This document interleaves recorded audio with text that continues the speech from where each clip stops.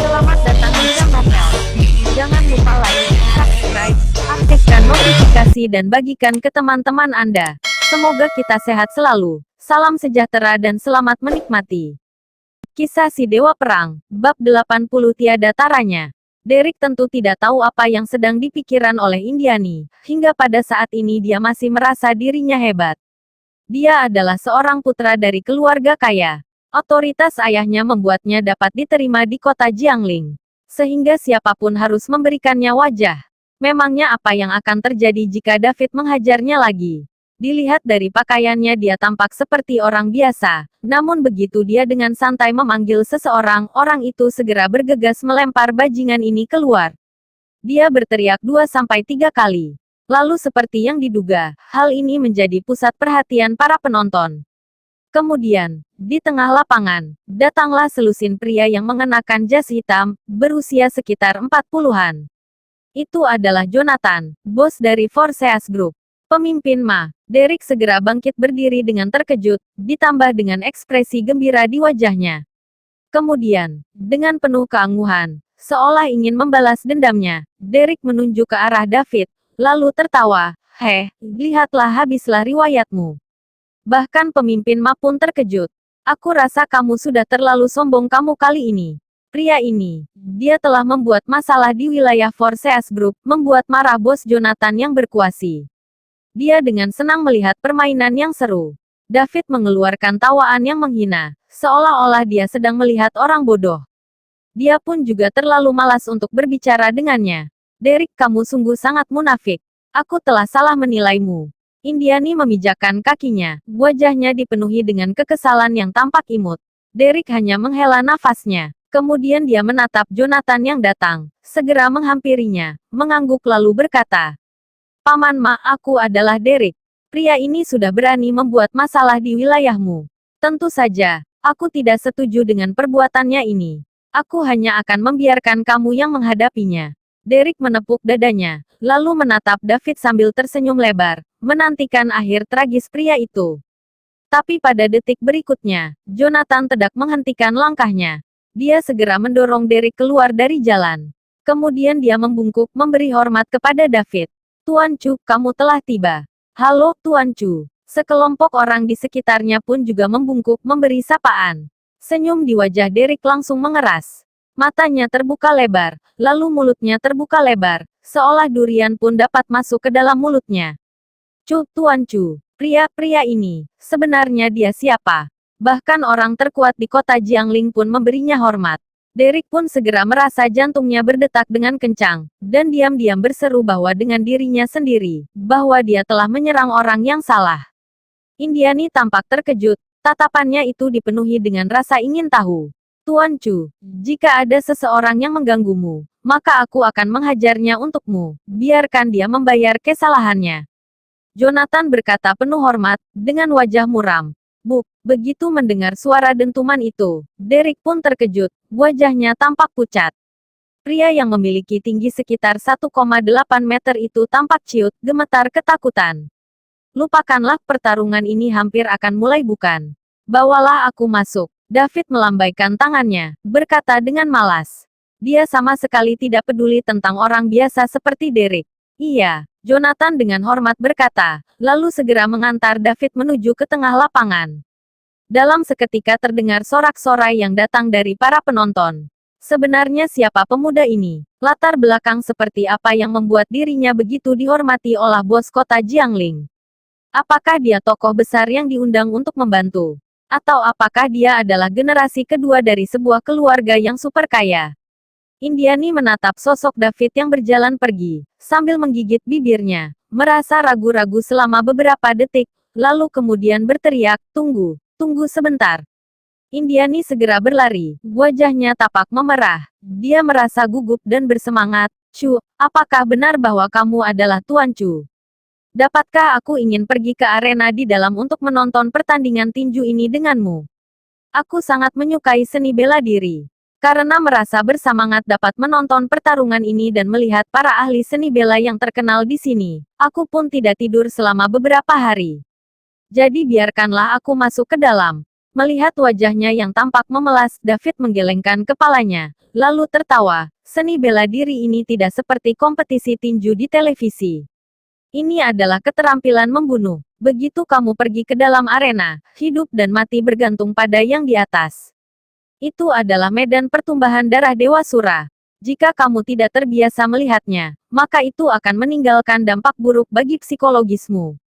Jadi, apakah kamu masih yakin untuk masuk dan menontonnya? Sebagian besar gadis seusianya, biasanya memiliki rasa ingin tahu yang tinggi, seperti dalam hal mengejar bintang terkenal atau mengejar sesuatu hal yang baru. Tetapi semuanya itu belum tentu benar-benar apa yang mereka inginkan. David pun memikirkan hal ini, lalu menasihatinya. Indiani pun mengangguk yakin, lalu memberi tatapan tulus. Aku yakin aku tidak menyesal. Tuan Chu, ayahku adalah seorang tentara. Aku pun sudah dapat menunggang kuda sejak usia 4 tahun, menembak pada usia 7 tahun, dan berburu di pegunungan pada usia 12 tahun. Kamu tidak perlu mengkhawatirkan kondisi psikologisku. David memikirkannya, lalu mengangguk, baiklah, ikutlah denganku. Selalu ada koneksi di antara para tentara. Terhadap seorang keturunan tentara, David tentu saja memiliki semacam keintiman yang tidak bisa dijelaskan. Terlebih lagi, gadis itu sangat mirip dengan Karin sehingga dia tidak bisa untuk menolaknya. Jonathan yang berada di belakangnya, menatapnya sambil tersenyum, menunjukkan ekspresi yang ceria dan iri. Tidak heran, jika pada malam itu, Tuan Chu tidak peduli dengan semua jenis wanita cantik. Lihatlah, dia memiliki selera yang tinggi, sehingga secantik apapun para wanita merias wajahnya, itu tidak akan masuk ke dalam pandangannya. Seorang ahli akan tetap penjang seorang ahli. Tidak ada cara untuk membandingkannya. Indiani, kamu, melihat wanita yang dia sukai pergi dengan gembira berasa David, hati Derek pun dipenuhi dengan rasa kesal, cemburu, iri. Semuanya itu terasa begitu menyakitkan. Pada saat ini, ada beberapa orang dari Forceas Group mengelilinginya. Wajah mereka tampak dingin. Kamu, apa yang ingin kamu lakukan? Wajah Derek berubah. Dia berkata dengan penuh amarah. Bang, menanggapi sikapnya itu, datanglah sebuah pukulan keras, yang segera membuat lebam hitam pada matanya. Apa yang kamu lakukan? Kamu ingin memukulku sampai mati. Salah satu orang meludah, lalu mencibir. Apakah kamu tidak tahu orang seperti apa Tuan Chu itu? Dapatkah kamu memprovokasinya? Tentu saja tidak, itu di luar kemampuanmu. Sekitar 7 atau 8 orang yang berkerumun itu memukul Derek. Penonton yang berada di sekitarnya menggigil melihatnya, sehingga mereka pun bersikap bijaksana untuk memalingkan pandangan, seolah-olah tidak melihat, agar terhindar dari masalah. Di sisi lain, dengan arahan Jonathan, David dan Indiani akhirnya tiba di pelataran dalam stadion, lokasi para pejuang besar Jiangbei bertarung. Di dalam sini terasa lebih pribadi. Hanya ada satu arena, lalu hanya terdapat 20 kursi di sekitarnya.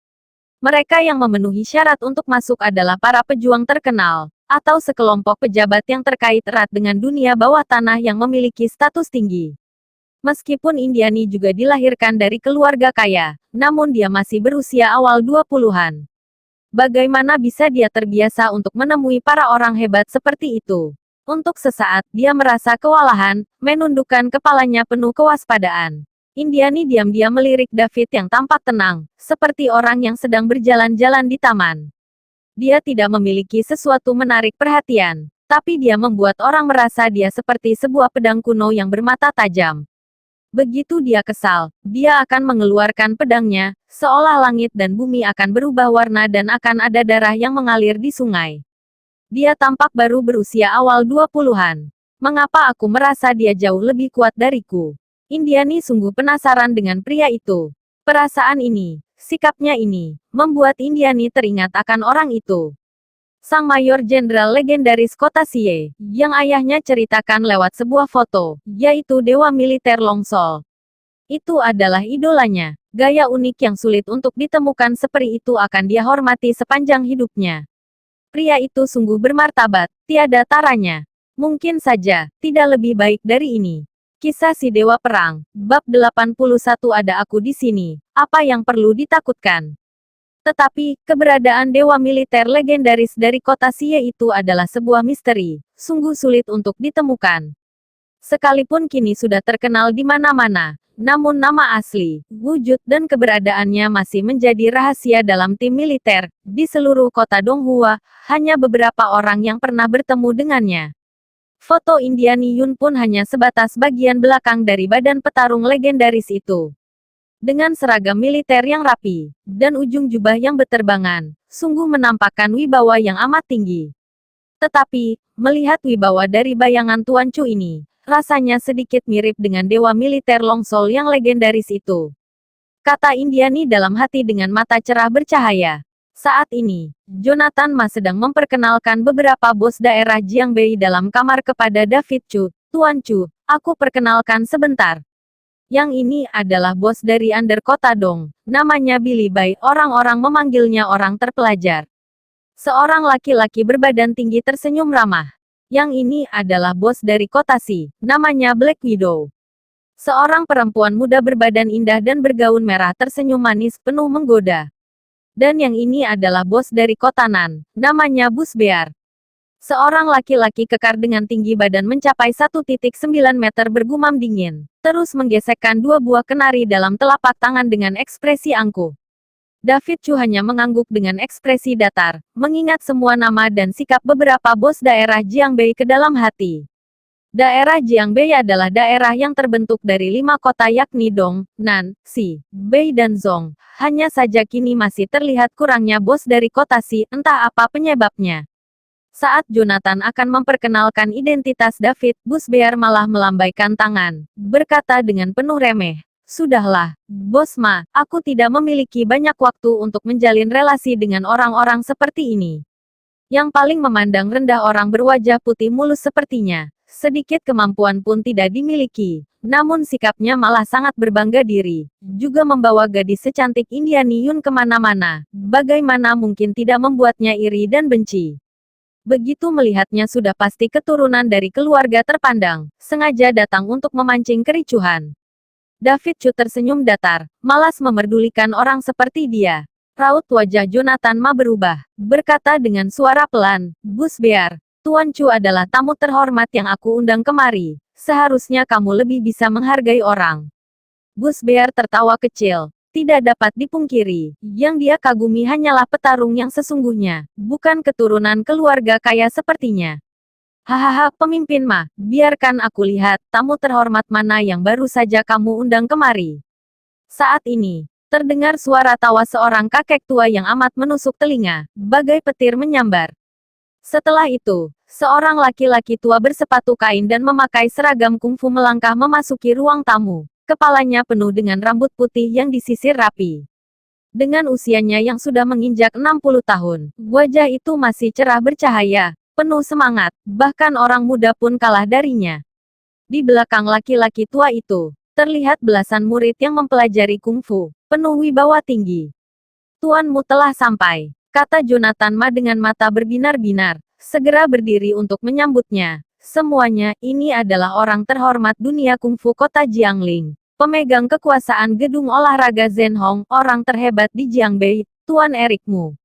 Mata Indiani Yun sontak bercahaya, sangat heboh melihat kehadirannya.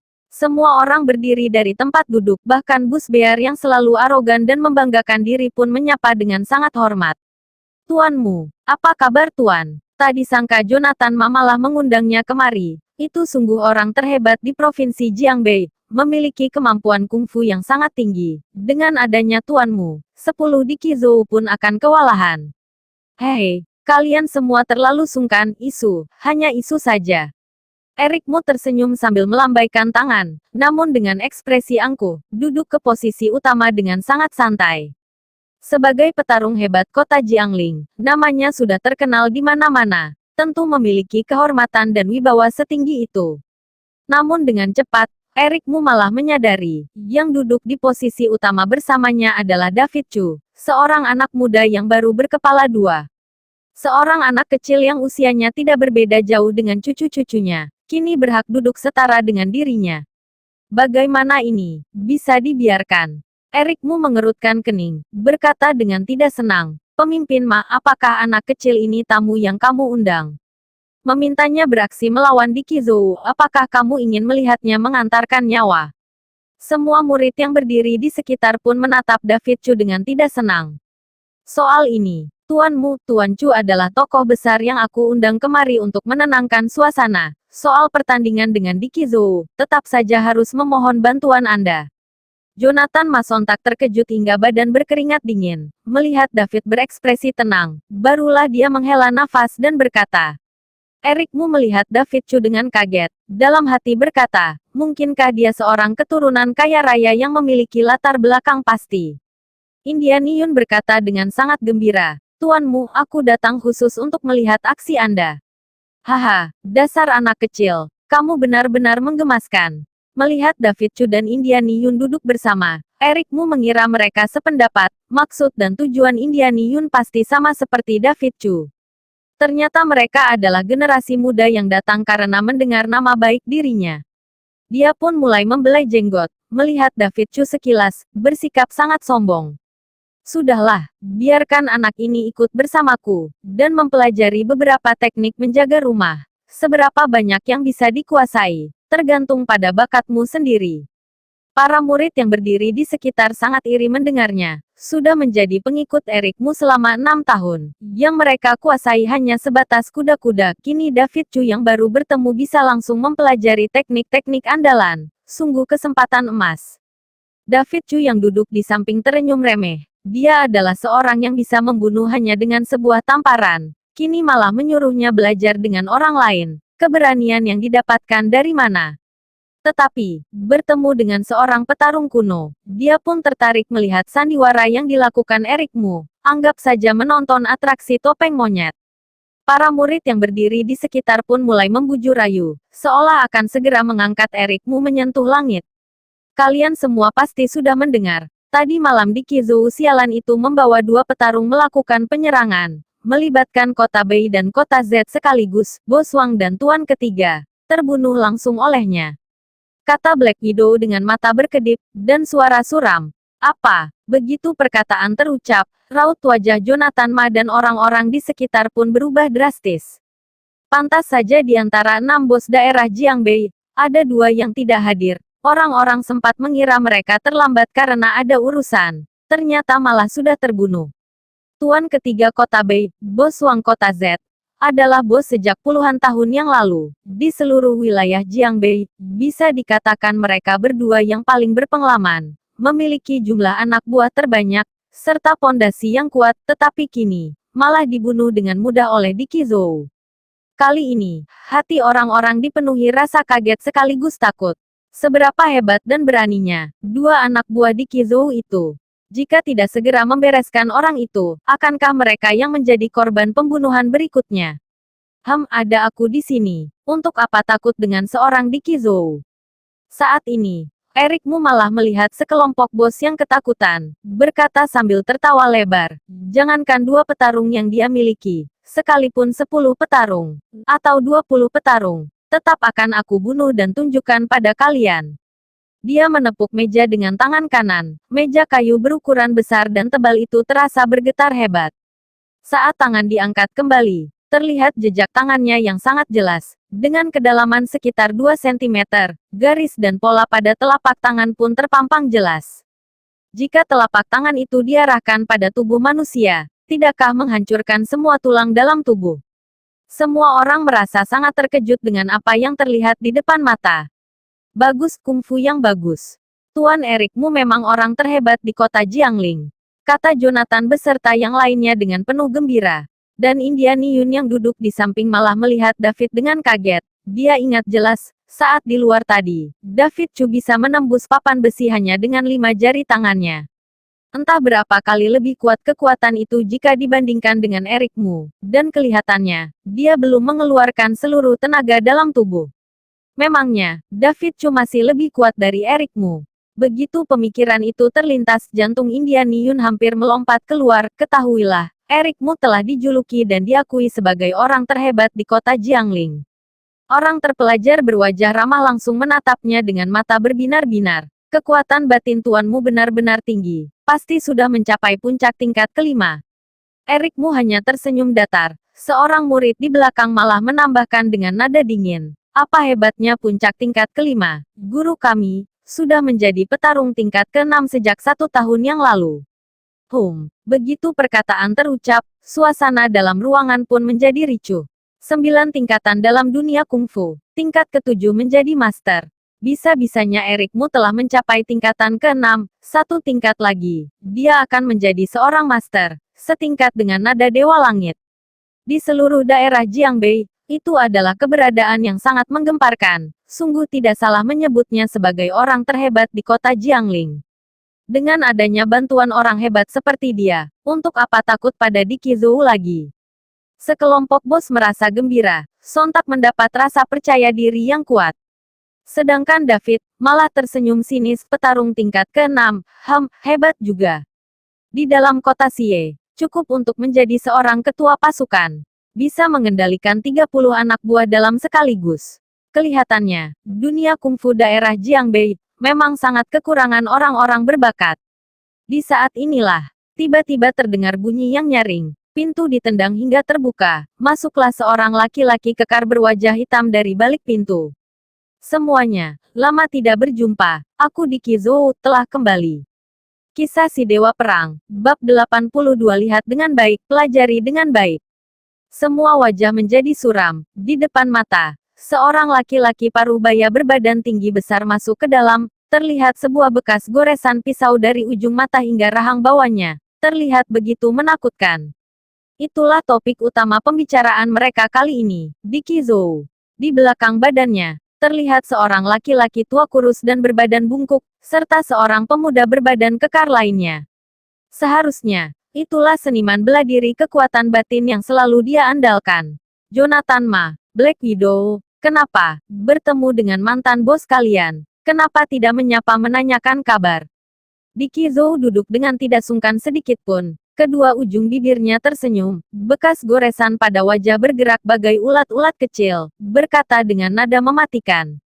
Saat itu aku diusir keluar kota Jiangling oleh kalian, juga dihadiahkan goresan pisau ini, berlari ke sana kemari bagai anjing liar. Kalian pasti tidak pernah berpikir aku akan kembalikan.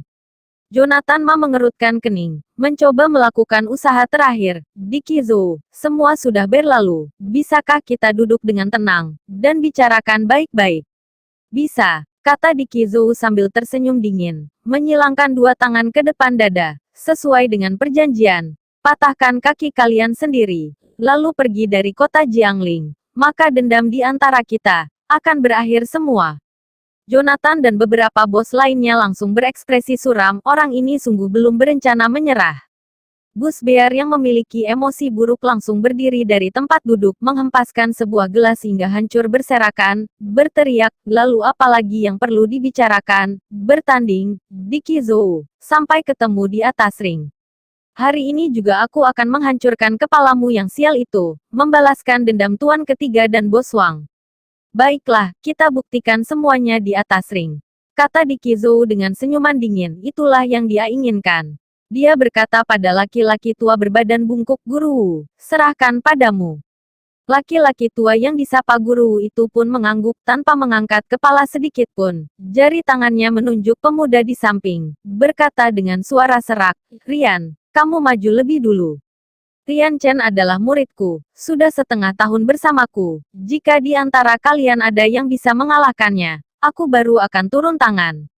Ekspresi wajah Jonathan Ma dan lainnya berubah drastis. Eric Mu dan para anak buahnya pun bergumam dingin. Meminta seorang murid yang baru berlatih setengah tahun untuk maju bertanding. Terlihat jelas, laki-laki tua itu memandang rendah mereka. Aku maju dulu. Gus Bear berteriak kencang, langsung mengayunkan tangan. Seorang anak buah berbadan pendek dan kurus langsung melompat ke atas ring.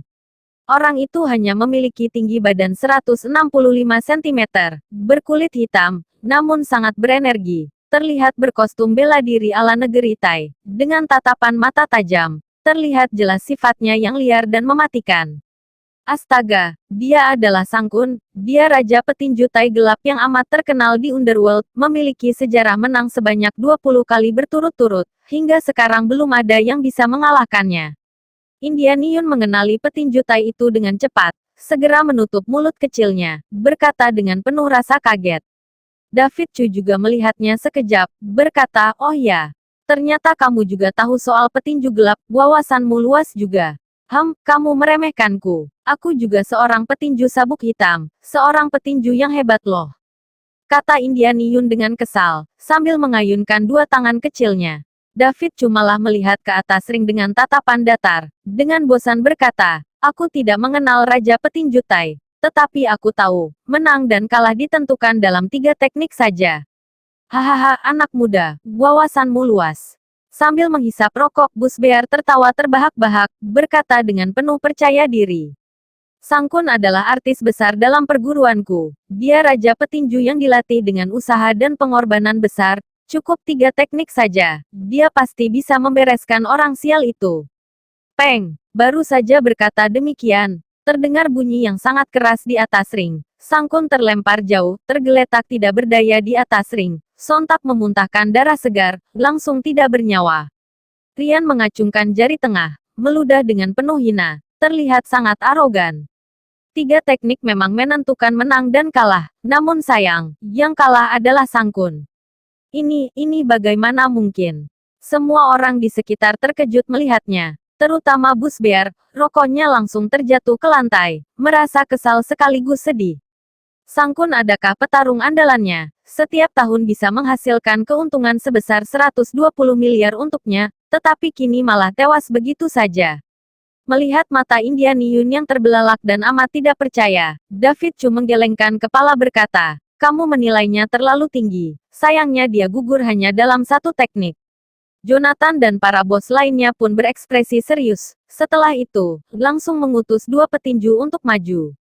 Black Widow mengutus seorang juara 1 tinju bebas dalam negeri, sedangkan orang terpelajar mengutus seorang petarung bajikuan, namun hanya dapat bertahan tidak lebih dari 6 pukulan. Semuanya terjatuh setengah mati, menjadi tidak ada bedanya dengan manusia sampah.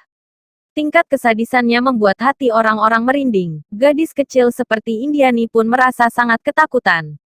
Itulah pertandingan di atas ring, menentukan menang dan kalah, juga hidup dan mati. Bus Bear, Black Widow dan para bos lainnya berekspresi suram. Dicky Zhou yang berada di hadapan mereka malah tertawa lebar. Inilah petarung hebat yang kalian andalkan. Haha, sampah, benar-benar sampah. Jonathan Ma menghirup nafas dalam, pandangan beralih ke harapan terakhir, yaitu Eric Mu. Dia berdiri dari tempat duduk berkata sembari memberi hormat, mohon tuanmu bertarung demi kami, beri mereka pelajaran seberat-beratnya.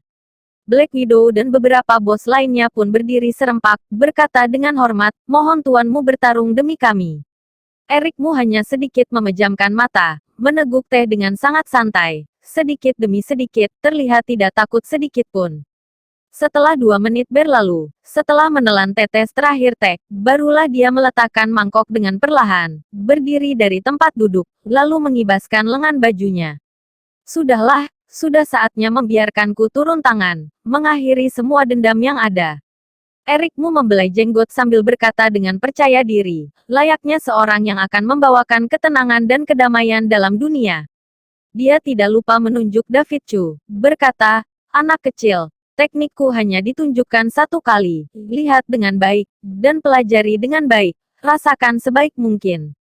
Para murid di belakang pun menambahkan dengan dingin, apa kamu mendengarnya? Teknik andalan guruku sangatlah langka, sekalipun membayarnya, kamu tidak akan bisa melihatnya, ini adalah kesempatan baik untukmu. David Chu hanya tersenyum datar, melihat tanpa mengatakan apapun. Eric Mu mengangkat ekor jubahnya, mengambil ancang-ancang dan langsung mengeluarkan jurus meringankan badan. Hanya dalam 6 langkah saja, dia berhasil tiba di atas ring, berdiri dengan 2 tangan di belakang badan. Wajah berekspresi datar, dan hati yang sangat tenang, bagai dewa yang menjelma ke dunia manusia. Bagus, kungfu yang bagus. Di bawah ring, Jonathan Ma dan beberapa lainnya bertepuk tangan meriah. Teknik yang dimiliki Eric Mu sungguh membuat mereka percaya diri, penuh dengan harapan. Itulah pemimpin dunia kungfu kota Jiangling. Itulah orang terhebat di kota Jiangling. Tampan sekali, hebat sekali. Hanya David Chu sendiri yang mengerutkan kening, tersenyum dingin berkata, idiot. Memangnya mereka kira pertarungan di atas ring hanya permainan? Setiap tenaga, setiap kekuatan batin harus dikuasai dengan baik, jika tidak, sama saja dengan mencari mati. Dan teknik meringankan badan yang Erikmu lakukan tadi memang terlihat sangat luar biasa, namun sesungguhnya telah cukup menguras kekuatan batin yang dimiliki. Hanya sekedar mencari sensasi namun tidak memberi keuntungan apapun.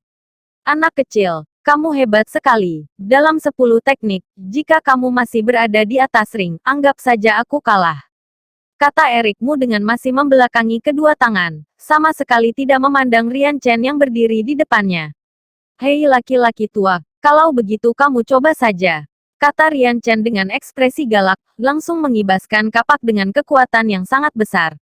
Dia juga bisa melihat kemampuan Erikmu tidaklah biasa, tentu harus mengerahkan seluruh kemampuan demi melawannya. Bagus sekali, kata Erikmu dengan nada tajam, satu tangan mengayun, langsung mengeluarkan sebilah pedang panjang yang menyilaukan mata. Tang, tang, tang. Dalam sekejap mata, terlihat puluhan bayangan pedang di atas ring. Keduanya bertarung dengan sangat cepat, membuat orang-orang tidak dapat melihat jelas setiap gerakannya. Hebat sekali, benar-benar hebat, tuanmu. Tidak salah disebut sebagai pemimpin dunia kungfu kota Jiangling. Sungguh menakjubkan. Inilah kemampuan petarung tingkat ke-6, sungguh menambah wawasan kita semua. Haha, anak muda itu didesak hingga sudut, pasti tidak akan bertahan lebih lama lagi. Semua bos bersorak gembira, penuh berbahagia. Di belakang, murid besar Erikmu pun berekspresi bangga, segera maju ke depan, berkata, semuanya, guru sudah mengeluarkan 8 teknik, sekarang silakan pindah ke ruang makan, siapkan makanan dan minuman mewah. Ini adalah kebiasaan guru kami, selama 4 tahun berturut-turut, selalu seperti ini. Baik-baik, kata Jonathan dengan penuh semangat, dalam hati merasa senang. Tidak salah menyebutnya sebagai orang terhebat di kota Jiangling. Lihatlah kepercayaan dirinya, lihatlah wibawanya. Sungguh luar biasa. Peng, di saat inilah, menang dan kalah di atas ring telah ditentukan. Bagai roket yang meluncur, sebuah bayangan manusia terbang jauh, menghantam dinding ruangan dan tergeletak. Murid terbesar Erikmu langsung berseru dengan bangga, mari, kita siapkan mahkota juara, pakaian ganti dan minuman mewah untuk guru. Baru selesai mengucapkan kata, guru, matanya pun terbelalak, mulut terbuka lebar, bahkan bisa dimasukkan sebuah kelapa muda. Jonathan Ma, Black Widow dan beberapa bos lainnya pun bergetar secara bersamaan, benar-benar tercengang melihat kejadian di depan mata. Situasi sangat hening, bahkan bunyi jatuhnya sebuah jarum pun dapat terdengar. Bayangan manusia yang terlempar keluar itu, ternyata Erikmu. Kisah si Dewa Perang, bab 83 mati dengan satu jari. Erikmu kalah. Jonathan Ma dan beberapa bos, serta murid-murid gedung olahraga Zen Hong bagai tersambar petir, tidak dapat mempercayai kejadian di depan mata. Dia adalah seorang pemimpin dunia kungfu, diakui sebagai orang terhebat di kota Jiangling. Terkenal dengan sejarah kemenangannya selama 40 tahun berturut-turut, di dalam hati mereka, Erikmu sungguh tokoh yang mirip dengan dewa. Namun kini, malah tidak bisa bertahan lebih dari 10 teknik, dan terlempar keluar ring oleh seorang generasi muda. Ini sama halnya dengan cerita keras sakti yang menjadi penguasa dan menggemparkan dunia, namun malah lengah oleh seekor siluman kecil yang pernah mereka dengar. Orang-orang mulai meragukan penglihatannya sendiri. Hanya David Chu yang tetap berekspresi tenang, seolah sudah bisa menduga akhir dari pertarungan itu. Pepatah mengatakan, prajurit yang sombong pasti akan gugur. Erikmu telah dibutakan oleh penghargaan. Pemimpin dunia kungfu. Terlalu menyombongkan diri. Bertindak semena-mena. Sejak awal sudah kehilangan jiwa waspada yang seharusnya dimiliki setiap petarung. Jika dia bisa menang, itu sungguh keajaiban terbesar. Guru, bagaimana keadaanmu? Sekelompok murid berlari memapa Erikmu yang bermuntahan darah di lantai. Keadaan Erikmu sangat mengenaskan. Dia menatap Rian Chen yang berbangga diri di atas ring, berkata sambil tersenyum pahit. Tidak menyangka, dengan usia yang masih muda, kamu juga sudah menembus tingkatan ke-6, menguasai kekuatan batin dengan sangat baik. Akulah yang terlalu ceroboh, terlalu memandang rendah pahlawan di dunia. Jantung Jonathan Ma dan para bos lainnya bagai jatuh ke dalam jurang. Erikmu adalah harapan terakhir mereka. Kini orang terhebat telah gugur. Siapa lagi yang berani maju bertarung? Gus Bear, urus orang, hentikan siaran langsung di luar, bubarkan semuanya. Kata Jonathan memerintah, meminta anak buah mengusir semua orang yang tidak penting di luar sana. Di satu sisi, karena setelah ini akan diadakan perundingan Underworld, adanya orang asing di sekitar akan memberi pengaruh buruk. Di sisi lain, demi menjaga nama baik dan kehormatan Eric Mu sebagai pemimpin dunia kungfu. Dengan sangat cepat, dalam ruangan besar itu hanya tersisa beberapa anak buah bos, serta David Chu dan Indian Yun, dengan jumlah tidak lebih dari 20 orang. Dicky Zhou tertawa lepas, menunjuk Jonathan Ma dan lainnya sambil berkata, apanya yang dinamakan orang terhebat kota Jiangling? Semuanya makhluk tidak berguna, sampah. Jonathan, Black Widow, dalam pertarungan ini kalian telah kalah. Sesuai perjanjian, patahkan kaki kalian masing-masing, dan keluar dari Jiangbei. Dicky Zhou melangkah ke arah Jonathan, berkata dengan wajah licik. Tahun itu kalian telah membuatku tersiksa, hari ini aku akan kembalikan ratusan kali lipat. Wajah Jonathan dan beberapa bos lainnya langsung memucat, detak jantung bertambah cepat, namun tetap berkata sambil menggigit gigi. Kak Dicky, berilah sedikit ampun. Kami bersedia menyerahkan separuh dari wilayah ini. Masing-masing memberimu 200 miliar, setelah itu sudahi dendam di antara kita. Orang terpelajar, Black Widow dan beberapa bos lainnya merasa sangat terpukul, itu adalah sebagian besar dari harta kekayaan keluarga mereka, jerih payah selama belasan tahun. Separuh, jangan mimpi, kata Dicky sambil tertawa licik, berkata dengan sangat angkuh, hari ini aku ingin balas dendam hingga puas, membuat kalian menjadi sampah, merampas semua yang kalian miliki. Rian Chen, maju, patahkan kaki mereka. Sambil menghisap rokok, Dicky tertawa dengan gembira. Terasa amarah dan dendam yang dipendam selama belasan tahun melayang begitu saja. Sungguh membuat hati merasa nyaman.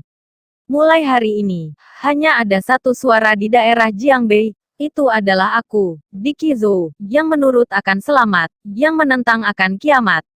Kata Dicky Zhou dengan wibawa tinggi, tak terkalahkan. Jonathan Ma dan sekelompok bos merasa sangat tegang, berbeda dengan Eric Mu yang tenang layaknya orang tua berusia lanjut. Saat ini mereka sibuk memikirkan cara menyelamatkan diri, mana sempat mengamati ekspresi Dicky. Yang ditakutkan adalah, mulai hari ini Jiangbei akan berubah total. Memangnya siapa kamu? Hanya seekor semut berani-beraninya menyebut diri sebagai penguasa Jiangbei. Di saat inilah sebuah suara jernih tiba-tiba terdengar, dengan suara yang tidak terlalu nyaring, namun terdengar jelas di telinga semua orang. Raut wajah mereka pun berubah. Di atas ring, entah sejak kapan David Chu telah berdiri kokoh, dengan sangat tenang, sambil melangkah perlahan dengan santainya. Aku dan kamu, coba beberapa teknik. Suara David terdengar malas, setelah duduk berjam-jam, sudah waktunya berdiri dan meregangkan otot. Dicky Zhou memandangi David dari atas hingga bawah. Setelah mendengar perkataannya, amarah pada wajah langsung berubah menjadi senyum sindir, seolah mendengar lelucon besar sepanjang masa. Hahaha, Jonathan Ma, inikah andalan terakhir kamu? Mengutus seorang bocah yang ingusnya saja belum kering untuk mengantar nyawa, hahaha. Di bawah ring, para bos pun berteriak dengan wajah merah dan penuh emosi. Hei anak muda, apa yang kamu lakukan? Cari mati. Benar-benar memalukan, tidak sadarkah dia dengan identitas sendiri? Sembarangan, benar-benar sembarangan. Kata Eric Mu dengan nada dingin, emosi meluap-luap anak kecil ini. Benar-benar tidak memahami kemampuan asli seorang petarung tingkatan ke-6, bukankah sama saja dengan mencari mati? Bibir Jonathan Ma pun mengejang, dalam hati merasa sangat tegang. Kedudukan dan latar belakang David Chu memang tidak perlu diragukan lagi. Tidak seorang pun di daerah Jiangbei berani menyinggungnya.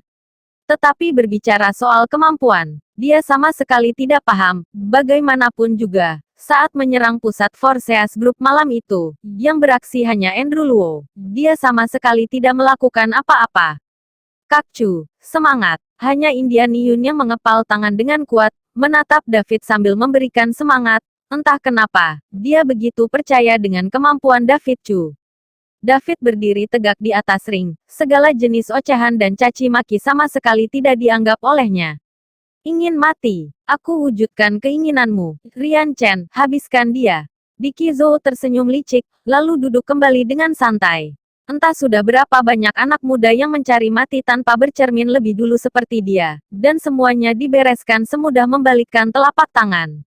Sedangkan Rian Chen, malah tersenyum dengan penuh remeh, menatapnya bagai kucing yang mempermainkan seekor tikus. Kamu ingin cari mati ya?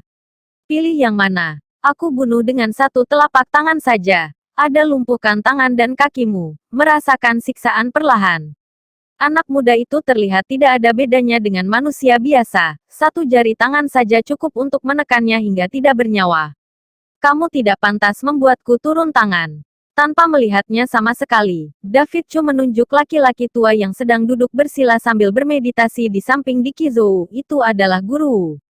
Dia, mungkin masih bisa diterima, kuat menahan beberapa teknik dariku. Perkataan baru saja terucap, Guru Wu mengangkat alis mata, sedangkan Jonathan Ma, Eric Mu dan lainnya pun berubah ekspresi. Benar juga, baru saja pusat perhatian mereka tertuju pada Rian Chen, hingga melupakan bahwa Rian Chen hanyalah seorang murid yang baru mengikuti Guru Wu selama setengah tahun. Seorang murid saja begitu kuat dan berani, apalagi dengan Guru Wu sendiri, pasti jauh lebih menakutkan. Anak muda, kamu cari mati. Raut wajah Rian Chen penuh amarah. Perkataan David Chu tidak hanya menghina gurunya, namun jauh lebih menghina dirinya, orang kecil setara semut sepertinya. Bisa-bisanya bersikap begitu arogan, mengatai dirinya tidak pantas membuatnya turun tangan. Dia berteriak keras, lalu mengeluarkan kapak tajam dan mengayunkannya dengan cepat, seolah akan segera membela tubuh David menjadi dua bagian. Kesabaran Rian Chen telah habis, teknik itu dilakukan dengan seluruh tenaga yang tersisa, benar-benar menakutkan. Namun David Chu masih saja berdiri tenang di tengah ring, bagai tercengang, sama sekali tidak bergerak. Anak muda ini akan bernasib mengenaskan, kata Eric sambil menghela nafas berat, langsung mengambil keputusan, aku saja tidak mungkin bisa menahan kapak Rian Chen yang penuh tenaga itu. Apalagi dengan anak kecil yang tidak bertenaga itu, dia juga tidak menguasai teknik dan perlindungan apapun, sudah pasti terbelah menjadi dua bagian. Sembarang bicara, di saat inilah akhirnya David bergerak, dia berteriak dengan kesal, lalu mengangkat kedua jari tangan, menunjuk dengan perlahan. Tang, kapak yang Rian Chen ayunkan dengan kuat itu langsung dihentikan David Chu hanya dengan dua jari tangannya, bagai daun pohon yang sangat lembut. Ini bagaimana mungkin? Raut wajah Rian berubah drastis, sangat ketakutan melihatnya. Setelah itu, 1 detik berikutnya, David menjentikkan jari tangan. Krak, kapak keras berbahan emas yang bahkan mampu membelah gunung milik Rian itu penuh dengan retakan yang sangat jelas. Dalam seketika, ia langsung hancur berserakan. Bersamaan dengan itu, sebuah kekuatan batin yang besar bagai truk besar menabrak ke dalam hati, menyebar ke tangan dan kaki. Belasan tulang Rian Chen patah seketika, badannya terlempar sejauh 7 meter, lalu terjatuh keras di atas lantai. Semua tulang dalam tubuh hancur, darah segar dimuntahkan, langsung menjadi manusia sampah. Dalam seketika, situasi menjadi sangat hening. Bersambung, nantikan episode selanjutnya. Jangan lupa like, komen, dan subscribe. Terima kasih.